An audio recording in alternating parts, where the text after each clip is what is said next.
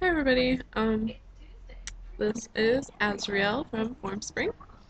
Everybody has been asking me to make my labor and delivery video to kind of tell my story and whatnot. Um, okay. Um, my labor started on the 17th of February uh, at like 8 o'clock. I was in Kmart and I was having contractions, but I thought they were just like false contractions. Um, he's eating. Oh man. Um, but they weren't, and around 12 o'clock I realized that they were actually like real contractions, and that I was really in labor, and I wasn't just having the Braxton Hicks contractions. Um, so around 7 o'clock on the 7:30 a.m. on the 19th, my water broke while I was sitting on the toilet. So that was interesting. It was like in the movies when you see like a big old gush of fluid everywhere.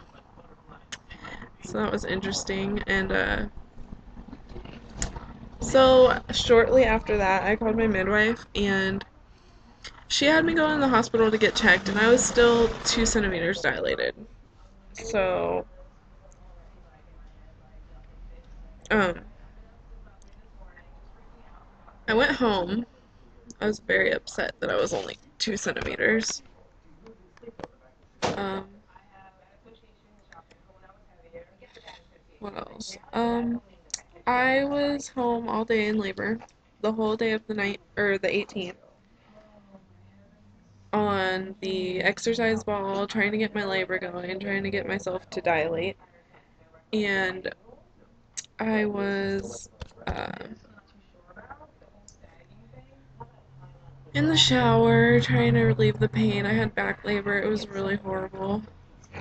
Sorry I look like crap right now. I need to take a shower. It was really horrible.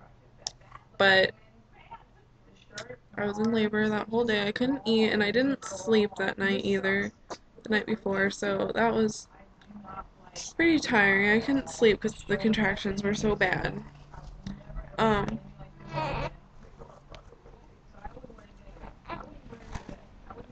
anyway, anyway, so on the 19th at 4 a.m., I went into the hospital. Um, went to the hospital. Are you looking at the computer? Um, they had to convince me to get an IV because I am very afraid of needles, which is weird because I have all these piercings. But, you know, whatever. So it took them about an hour or two to convince me to do that. I was crying hysterically. And the contractions were getting worse, so I let them give me the IV, and they gave me IV drugs, which basically made me feel like I was drunk, but I was still in pain. So that sucked. And uh, so around 6 a.m. I got an epidural, and that was scary, but I wasn't that scared because I was in so much pain and I just wanted the pain to be relieved. So I really wasn't that scared of the needle at that point. Um, what you doing? What you doing? You looking at the computer? Anyway, I got my epidural, and right when I got my epidural, I was 4 centimeters dilated after being in labor for 28 hours. 4 centimeters. That sucked. Um, so around 9 o'clock, I went from 4 centimeters to um, 9, almost 10 centimeters in 3 hours after I got my epidural. You look like a bobblehead. Stop, bunny. Um, so the epidural was amazing. I could feel my legs and I could move my legs, but I did not feel any pain at all. So around 9:10 in the morning, we started pushing. Well, I started pushing, and um, the pushing was fine. I was really exhausted because I didn't sleep for 2 days because I was in labor for 2 days, and I didn't eat either. Uh, so I was really exhausted, and we were having a conversation between pushes. Um, so the pushing was great. Um, It was amazing. I had a mirror and I was watching the pushes and I could see his head coming out with each push. And with each push I could see his head coming out even more. And it was just really amazing to watch. I mean, I saw his head pop out. I saw his whole body come out. It was the most amazing experience I've ever had. Um, I'll never forget that moment, ever. So after he came out, they laid him on my chest, and I got to cut his um, umbilical cord. That was so awesome. After they cut his umbilical cord, they were, like wiping him down when he was on my chest, and then they took him.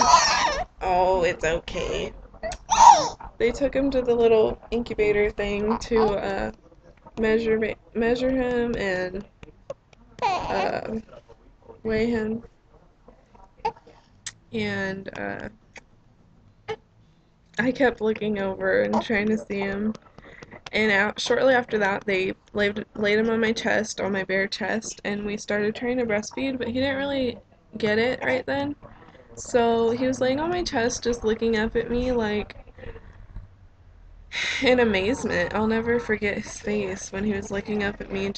He wasn't crying. He barely cried when he was born. He just kind of whimpered a little bit, and then when they laid him on his chest, he didn't cry, or on my chest, he didn't cry at all. It was just like so peaceful. I was crying because I was so happy. Bunny, stop it. It's okay. I was just making a video. It's okay.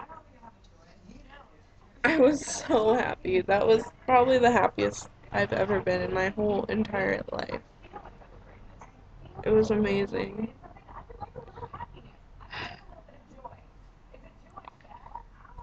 What else? After that, they took him to go give him a bath, and that was really sad. I didn't want to leave him, and they wheeled me to the postpartum room, and I was waiting there for like 2 hours. I started to freak out, and I made my mom go tell them that they had to bring him to me because I was freaking out because it's just hard.